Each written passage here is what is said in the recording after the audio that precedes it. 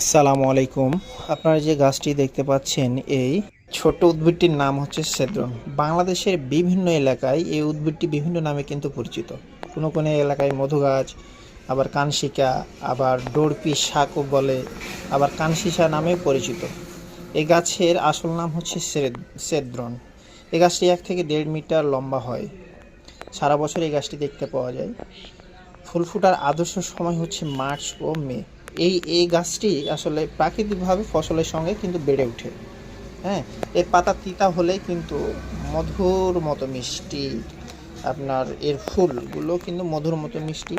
আসলে গ্রামের বাচ্চারা এর গুণাগুণ না জেনেই কিন্তু অনেকে এই ফুলগুলো চুষে চুষে খায়।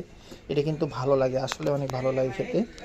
হ্যাঁ, আবার সর্দি কাশি হলেই এর পাতা সিদ্ধ করে আমরা যদি কালো জিরার সাথে খাই তাহলে এ খুব তাড়াতাড়ি ভালো হয়ে যায় সর্দি কাশি। আবার কাশির আরেকটা নিয়ম হচ্ছে যে শিকড়ের রসটা আদার সাথে যদি বেটে খাই আমরা, তাহলে খুব তাড়াতাড়ি ভালো হয়ে যায় কাশি।